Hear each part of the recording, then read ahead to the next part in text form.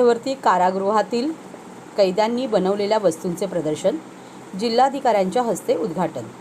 दिवाळी सण म्हटला की मोठी आर्थिक उलाढाल होत असते। बाजार फुललेले असतात, रस्तोरस्ती दुकानांमध्ये सर्वत्र सेल लागलेले दिसत असतात। असाच एक सेल ठाण्यात लागला आहे, जिथे चक्क कैद्यांनी बनवलेल्या वस्तू विक्रीसाठी उपलब्ध आहेत। ठाणे मध्यवर्ती कारागृहात दीपावली सणानिमित्त हा सेल लागला आहे।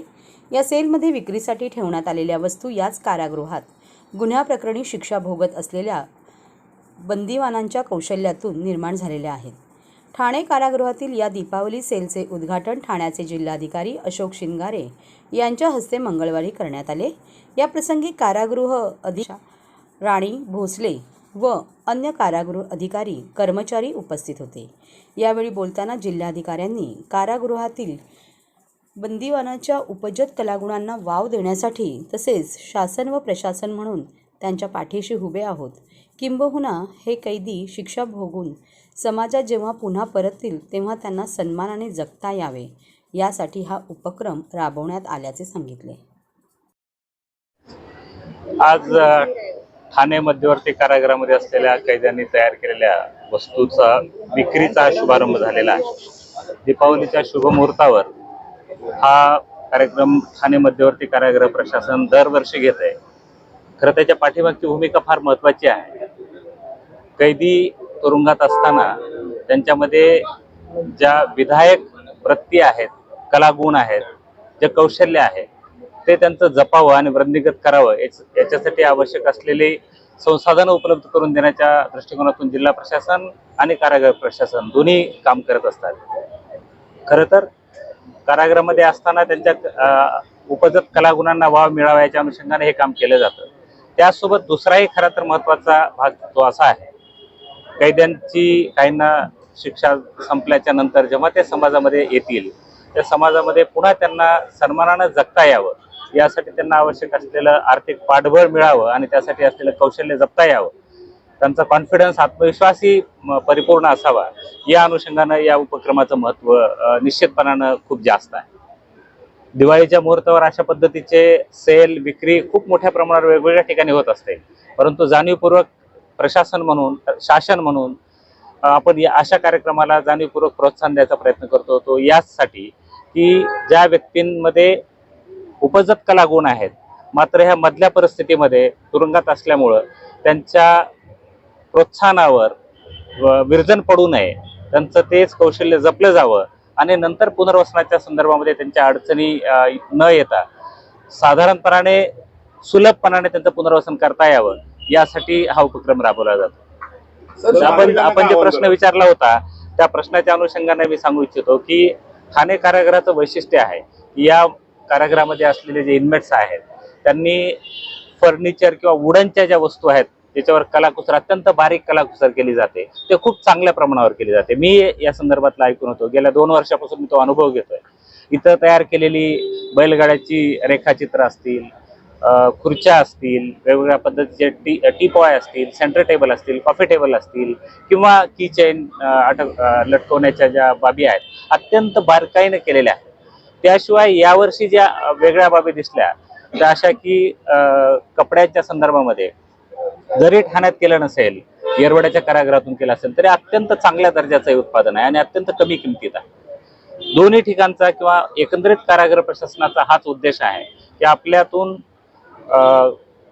कारागृहातून बाहेर पडल्याच्या नंतर त्या कैद्यांना किंवा त्या व्यक्तींना त्यांचं पुनर्वसन समाजामध्ये करत असताना आत्मविश्वासपूर्ण पद्धतीने त्यांनी जीवनामध्ये पाऊल टाकावं आणि या दीपावलीच्या मुहूर्तावर त्यांच्या आयुष्यामध्ये आनंदाचा दिवा उजळावा, या अनुषंगानं या प्रयत्नाचं खरं तर कौतुक केलं पाहिजे। आणि या प्रयत्नाला आपल्या मार्फत आपण सर्व जनतेपर्यंत पोहोचवत आहेत, तर मी आवाहन असं करू इच्छितो की सर्व जनतेनं या ठिकाणची जी प्रदर्शनं आहेत की ज्या वस्तू आहेत त्याला सढळ हाताने मदत करून, खरेदी करून त्यांना, त्या कैद्यांना त्यांच्या पायावर उभं राहण्यासाठी आपण आपलं जे काही सहाय्य ते आपण करण्याचा आपण निश्चितपणाने प्रयत्न करूया। धन्यवाद।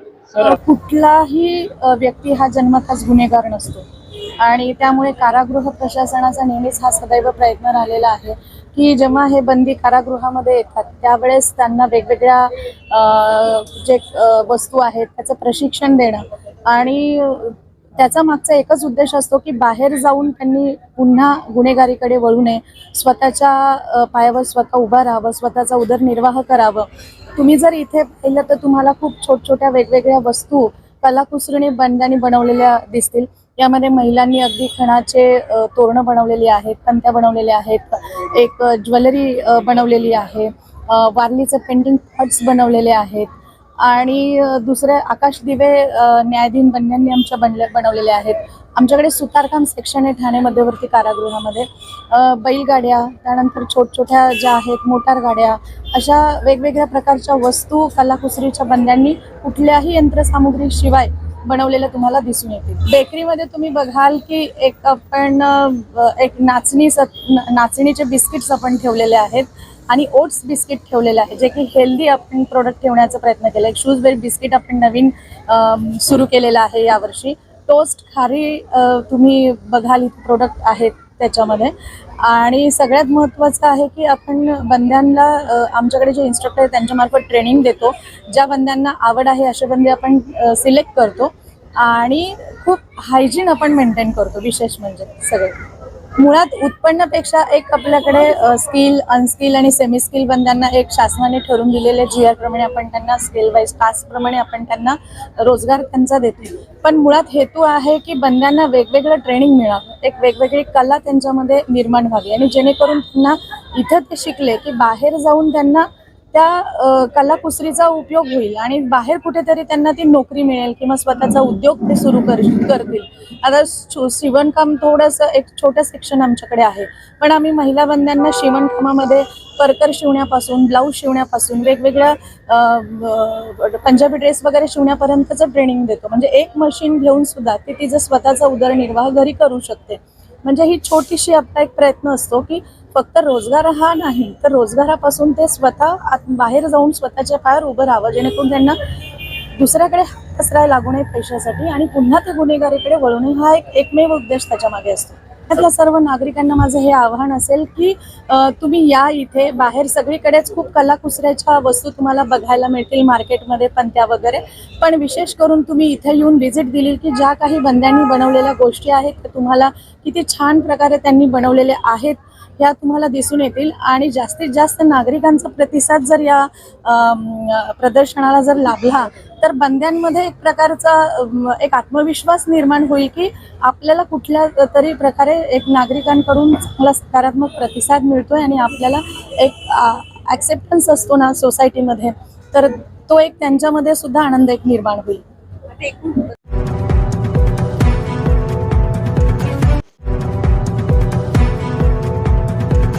सर्व नागरिकांना आवाहन करण्यात येत आहे की सध्या डासांमार्फत पसरणाऱ्या डेंग्यू या आजाराचा प्रसार रोखण्यासाठी प्रत्येकाने पुढील प्रमाणे कार्यवाही करावी. डेंग्यू आजार एडिस इजिप्ती हा डास चावल्याने होतो. या डासांची पैदास साचलेल्या किंवा साचवलेल्या स्वच्छ पाण्यामध्ये होते. 8 दिवसांपेक्षा जास्त दिवस पाणी उघडे व साचून राहिल्यास त्यात डास अंडी घालतात. अंड्यांच्या अळ्या तयार होऊन पुढे डास तयार होतात. यासाठी आपल्या घरातील पाणी साठे, उदाहरणार्थ बॅरल्स, पिंपे, टाक्या, हौद, रांजणे इत्यादी दर आठवड्याला रिकामे करून घासून पुसून कोरडे करून पुन्हा भरावे. 1 दिवस कोरडा दिवस म्हणून पाळावा. पाणी साठ्यांना घट्ट झाकणे बसवावीत किंवा जुनी साडी, चादर, धोतर यांनी बांधून झाकून ठेवावीत, म्हणजे डास त्यात जाऊन अंडी घालणार नाहीत. घराच्या गच्चीवर, आजूबाजूला, अंगणात कोठेही पाणी साचू देऊ नये. भंगार सामान उघड्यावर टाकू नये. उदाहरणार्थ टायर्स, प्लास्टिक सामान, कुंड्या, टाकाऊ वस्तू इत्यादी. अशा सामानात पावसाचे पाणी साठून त्यात डेंग्यूच्या डासांची पैदास होते. घरातील कूलर्स, फ्रीजच्या पाठीमागील ट्रे हे देखील वेळोवेळी कोरडे करावेत. लक्षात ठेवा, नुसत्या फवारणीने डास घनता कमी होत नाही, तर त्यासाठी डास पैदास ठिकाणे नष्ट करणे ही आपल्या सर्वांची जबाबदारी आहे. कोणताही ताप अंगावर न काढता जवळच्या शासकीय रुग्णालयात मोफत औषधोपचार घ्या. अशा प्रकारे नागरिकांनी सहकार्य केल्यास डेंग्यूचा प्रसार रोखणे सहज शक्य आहे.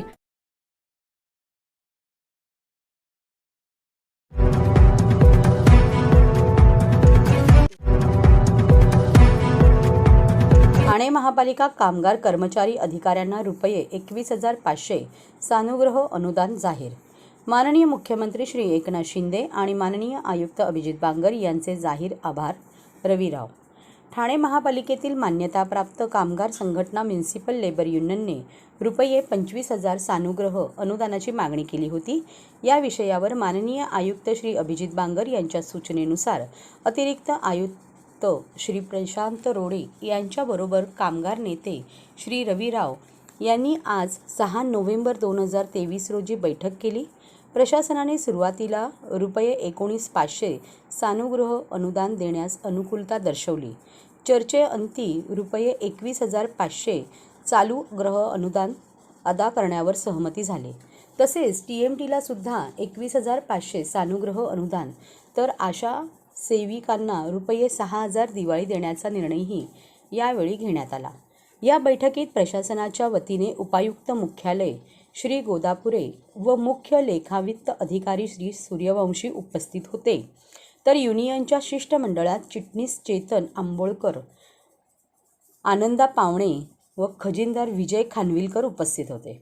कामगार नेते रविराव यांनी कामगार कर्मचाऱ्यांची दिवाळी प्रकाशमान केल्याबद्दल माननीय मुख्यमंत्री श्री एकनाथ शिंदे व माननीय आयुक्त श्री अभिजित बांगर यांचे आभार मानले असून दीपावलीच्या हार्दिक शुभेच्छा दिल्या आहेत. सानुग्रह अनुदानाच्या या घोषणेच्या पार्श्वभूमीवर ठाणे म्युनिसिपल मजदूर युनियनचे अध्यक्ष श्री रविराव, चिटणीस श्री चेतन आंबोळकर, चिटणीस श्री आनंदा पावणे आणि कोषाध्यक्ष श्री विजय खानविलकर यांनी महापालिकेचे अतिरिक्त आयुक्त 2 श्री प्रशांत रोडे आणि उपायुक्त मुख्यालय श्री जी गोदेपुरे यांची भेट घेऊन समाधान व्यक्त केले. 22 कोटीचं वाटप साधारण होते त्याच्यामध्ये आणि प्रशासन ज्या तऱ्हेने ही मान्यताप्राप्त संघटना आहे एकमेव सहकार्य करते. आम्ही प्रशासनाचे आभार मानतो आणि प्रशासनातील सर्व अधिकाऱ्यांना ही जी दिवाळी आहे ती सुखाची, समृद्धीची आणि उन्नतीची जावो ही आमची देवाकडे प्रार्थना आहे, परमेश्वराकडे प्रार्थना आहे. आणि कामगारांच्या बाजूने आहोत. कामगारांकरता आमच्या शुभेच्छा कायम आहेत आणि कामगारांना सुद्धा आम्ही अशाच तऱ्हेने आम्ही सांगितलेलं आहे की प्रशासन ज्या तऱ्हेने पॉझिटिव्ह राहतं त्याप्रमाणे आपण पॉझिटिव्ह राहून चांगल्या तऱ्हेने काम करायला पाहिजे. अशा सेविकांना किती मिळणार आहे? गृह अनुदानाच्या मागणीसाठी कोविड कर्मचाऱ्यांची पालिकेवर धडक. कोविड काळात घेण्यात आलेल्या कर्मचाऱ्यांनी आता ऐन दिवाळीच्या सुमारास संपाची हाक दिली आहे. आज सुमारे 445 कर्मचारी या संपात सहभागी होणार असल्याची माहिती समोर आली आहे. पगारवाढ आणि सानुग्रह अनुदान मिळावे या मागणीसाठी ही संपाची हाक देण्यात आल्याची माहिती संपात सहभागी होणाऱ्या कर्मचाऱ्यांनी दिली. त्यातही महापालिकेच्या छत्रपती शिवाजी महाराज रुग्णालयात यातील 175 कर्मचारी आहेत. त्यांनी आज पालिकेसमोर मागणीसाठी आंदोलन केले. ठाणे महापालिकेच्या मार्फत कोविड काळात रुग्णालय व इतर ठिकाणी खाजगी स्वरूपात कंत्राटी कर्मचारी घेण्यात आले होते. त्यांना वारंवार कामाच्या ठिकाणी 3 ते 6 महिन्यांची मुदतवाढ दिली जात आहे. सध्या देखील त्यातील 445 कर्मचारी कामावर रुजू आहेत, परंतु त्यांच्या पगारात अद्यापही वाढ झालेली नसल्याचा आरोप कर्मचाऱ्यांनी केला आहे. याशिवाय पालिकेतील इतर कर्मचाऱ्यांना कंत्राटी स्वरूपातील कर्मचाऱ्यांना देखील सानुग्रह अनुदान देण्याचे मान्य झाले आहे. मात्र आम्ही कोविड काळात आणि आता जीवावर उदार होऊन काम करत असतानाही आमच्या मागण्यांकडे दुर्लक्ष केले जात असल्याचे कर्मचाऱ्यांचे म्हणणे आहे. त्यातही रुग्णालयात काम करत असताना या कर्मचाऱ्यांचा रुग्णांशी थेट संपर्क येत असल्याने कर्मचारी आजारी पडत आहेत, परंतु त्यांना भर पगारी रजा दिली जात नाही. त्यामुळे किमान दिवाळी गोड व्हावी अशी माफक अपेक्षा या कर्मचाऱ्यांनी व्यक्त केली.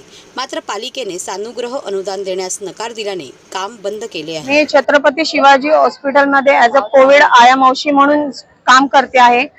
गेले आम्ही 3 वर्ष, आता हे 4थं वर्ष चालू आहे. गेले 3.5 वर्षापासून आम्ही त्या हॉस्पिटलला आमची सेवा अहोरात्री 3/17 मध्ये अहोरात्री सेवा देत आहोत. तरी देखील आमच्या मागण्या पूर्ण होत नाहीये आणि त्यातल्या त्यात पगार वाढ देखील नाहीये. पगार हा नुसता 19,700 आहे. त्यात देखील एखाद्या व्यक्तीने जर आजारी असल्यामुळे जर सुट्टी केली तर त्यात देखील पगार कट होऊन जातोय. ऍडजस्टेबल काही अशा गोष्टी नाहीये तिथेच नाही, सगळ्यांना त्याचा त्रास होतो आहे. तर मला एकच विनवणी आहे आपल्या ठाणे महानगरपालिकेशी आणि आपल्या आयुक्त साहेबांशी आणि सगळे नगरसेवक असो, आपले मुख्यमंत्री साहेब असो, सगळ्यांशी एकच विनंती आहे की साहेब आमच्या मागण्या लवकरात लवकर तुम्ही आज पूर्ण करा. आज आम्ही आमच्या हॉस्पिटलमध्ये आमच्या MS ला लेटर देऊन आलो आहे की आज आम्ही कामावर येणार नाही का, तर आमच्या काही गरजा ज्या आहेत त्या पूर्ण न झाल्यामुळे आज आम्हाला हे पाऊल उचलायला लागले. मुख्य मागणी काय तुमची? मुख्य मागणी ही आहे की आम्हाला पगार वाढ झाला पाहिजे. जे 2-2 महिन्याचे कॉन्ट्रॅक्ट आहे ते बंद होऊन आमच्या 11 महिन्याचं करायला पाहिजे. आणि ज्या आरोग्य याच्यामध्ये ज्या सुट्ट्या आहेत त्या देखील आम्हाला भेटल्या पाहिजे. वीकली ऑफ फक्त ज्या महिन्याच्या 4 आहेत त्या नसल्या पाहिजे, तर आम्हाला PS CL सगळ्या गोष्टी ज्या त्या लोकांना देतात त्या देखील आम्हाला भेटल्या पाहिजे. त्याच लेवलने आम्ही काम करतोय. मी गेल्या याच्यात पण सांगितलंय की आम्ही ब्रेकच्या दिवशी, तुम्ही समजू शकता, ब्रेकच्या दिवशी देखील आम्ही येऊन त्याच जोराने काम करतोय, त्याच 3 सत्रामध्ये येऊन काम करतोय. म्हणून तुम्ही आमच्या विनंतीकडे, आमच्या गोष्टींकडे लक्ष द्यावं. मला घरून फोन करून बोलवतात. काय नाव तुमचं आणि काय मी अंजुम अन्सारी आयएमओसी आहे, पण शिवाजी हॉस्पिटलमध्ये OT असिस्टंट मुळे काम करतात. आमच्याकडे हॉस्पिटलमध्ये कोण माणसं नाहीये. आम्हाला डबल शिफ्ट करावं लागतं, तरी पण आमच्या काही मांग पूर्ण होत नाही. आमची मांग पूर्ण करा, आम्हाला सुट्टी द्या, सिक लीव द्या. डबल ड्युटी केल्यानंतर परत आम्हाला मॉर्निंगला यायला लागते. आम्हाला आजारी होतं, काहीतरी आम्हाला करा. क्या समस्या ठाणे तुम्ही महानगरपालिकेच्या ऑफिसला आम्हाला महानगरपालिकेला एकच विनंती आहे की आम्ही गेली 4 वर्ष झाले काम करतोय आणि कोविड काळामध्ये आम्ही भरती झालेलो आहोत. त्यामध्ये आम्हाला एकही सुट्टी एक्स्ट्राची मिळत नाही, वैद्यकीय रजा मिळत नाहीये, नाही आमचं पेमेंट वाढत होत आहे.